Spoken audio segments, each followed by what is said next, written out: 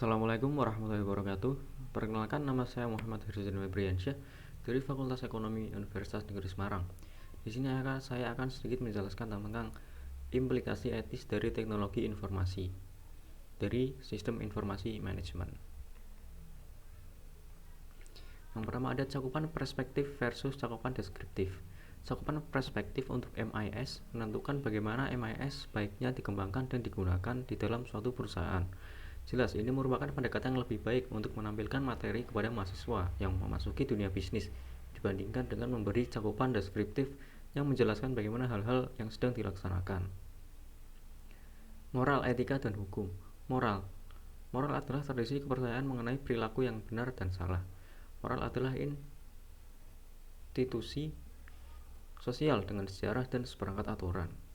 Etika perilaku ketika kita diarahkan oleh etika. Kata etika berasal dari Yunani, ethos, yang berarti karakter.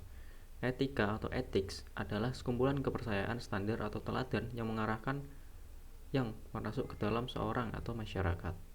Hukum atau law adalah peraturan perilaku formal yang diterapkan oleh otoritas yang berwenang, seperti pemerintah, terhadap subjek atau warga negaranya. Meletakkan moral, etika, dan hukum pada tempatnya.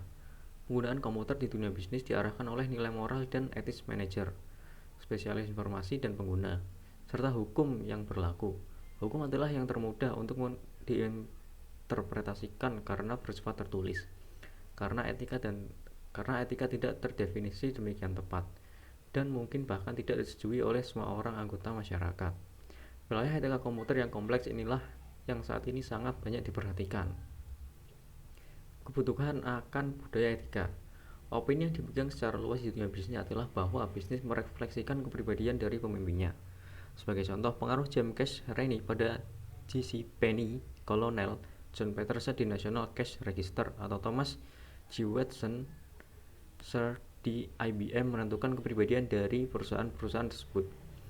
Di masa kini, CEO perusahaan seperti FedEx, Southwest Airlines, dan Microsoft memiliki pengaruh yang penting pada organisasinya, sehingga masyarakat cenderung memandang perusahaan tersebut seperti CEO-nya. Bagaimana budaya etika diterapkan? Tugas dari manajemen tingkat atas adalah untuk meyakinkan bahwa konsep etikanya merasuk ke seluruh organisasi dan turun ke jajaran bawah sehingga menyentuh setiap karyawan. Para eksekutif dapat mencari implementasi ini melalui 3 perangkat dalam bentuk kredo perusahaan, program etika, dan kode perusahaan untuk yang telah disesuaikan. Kredo perusahaan, corporate credo, adalah penyatuan singkat mengenai nilai-nilai yang ingin dijunjung perusahaan. Tujuan kredo tersebut adalah untuk memberitahu individu dan organisasi, baik di dalam maupun di luar perusahaan, akan nilai-nilai etis yang dianut perusahaan tersebut. Program etika atau ethic program adalah upaya yang terdiri atas berbagai aktivitas yang didesain untuk memberi petunjuk pada para karyawan untuk melakukan kredo perusahaan. Aktivitas yang biasa dilakukan adalah sesi orientasi yang diadakan untuk karyawan baru. Selama sesi ini, perhatian cukup besar ditujukan untuk masalah etika. Kode perusahaan yang disesuaikan. Banyak perusahaan merancang kode etik perusahaan mereka. Terkadang kode-kode etik ini merupakan adaptasi dari kode yang untuk industri atau profesi tertentu. Di bab yang akan datang akan mempelajari kode etik untuk profesi sistem informasi. Alasan dibalik etika komputer.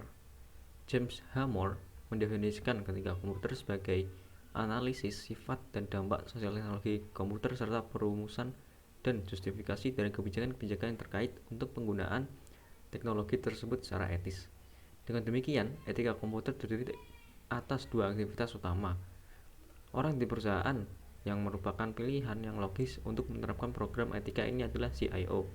Seorang CIO harus menyadari dampak penggunaan komputer terhadap masyarakat dan merumuskan kebijakan yang menjaga agar teknologi tersebut digunakan ke seluruh perusahaan secara etis.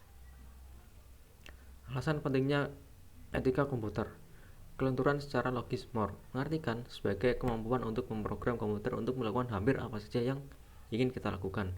Yang kedua, faktor transformasi. Alasan atas ketika komputer ini didasari pada fakta bahwa komputer dapat mengubah cara kita mengerjakan sesuatu dengan drastis. Salah satu contoh yang baik adalah email. Faktor ketidaktampakan. Alasan untuk minat masyarakat atas etika komputer adalah karena masyarakat memandang komputer sebagai kotak hitam. Ketidaktampakan operasi internal ini memberikan kesempatan terjadi nilai-nilai pemrograman yang tidak tampak dan menyalahgunakan yang tidak tampak. Nilai pemrograman yang tidak tampak adalah perintah rutin yang dikodekan program ke dalam pengguna yang menghasilkan proses yang diinginkan si pengguna. Penghitungan rumit yang tidak tampak berbentuk program yang sangat rumit sehingga pengguna tidak dapat memahaminya. Penyalahgunaan yang tidak tampak mencakup tindakan yang disengaja yang melintasi batasan hukum maupun etis. Semua tindakan kejahatan komputer berada pada kategori ini. Misal, tindakan tak etis seperti pelanggaran hak individu akan privasi. Hak sosial dan komputer.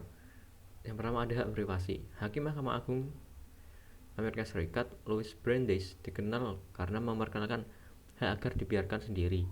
Mason merasa bahwa hak ini terancam oleh dua hal, yaitu yang pertama meningkatnya kemampuan komputer untuk digunakan dalam kegiatan mata-mata, dan yang kedua meningkatkan nilai informasi dalam proses pengambilan keputusan. Hak untuk mendapatkan keakuratan. Komputer memiliki tingkat keakuratan yang tidak dapat dicapai dengan sistem non-komputer. Selanjutnya ada hak kepemilikan. Di sini yang dibahas adalah hak kepemilikan intelektual, biasanya dalam bentuk program komputer. Vendor peranti lunak dapat menghindari pencurian hak kepemilikan intelektual melalui undang-undang, hak cipta, hak paten, dan persetujuan lisensi. Selanjutnya ada hak mendapatkan akses. Sebelum memperkenalkannya basis data yang terkomputerisasi, kebanyakan informasi tersedia untuk masyarakat umum dalam bentuk dokumen cetak atau gambar mikroformat yang disimpan di perpustakaan. Audit informasi. Saat menyusun etika perusahaan penggunaan komputer, satu kelompok dapat memegang peranan yang amat penting. Mereka adalah para auditor internal. Perusahaan dengan semua ukuran mengandalkan auditor eksternal di luar organisasi untuk memverifikasi keakuratan catatan akuntansi. Pentingnya objektivitas. Hal unik yang ditawarkan oleh auditor internal adalah objektivitas. Mereka beroperasi secara independen terhadap unit-unit bisnis perusahaan yang tidak memiliki hubungan dengan individu atau kelompok lain di dalam perusahaan. Keterlibatan mereka satu-satunya adalah dengan Dewan Komisaris, CEO, dan CFO. Jenis aktivitas audit. Yang pertama, audit finansial. Memverifikasi catatan-catatan perusahaan dan merupakan jenis aktivitas yang dilaksanakan auditor eksternal.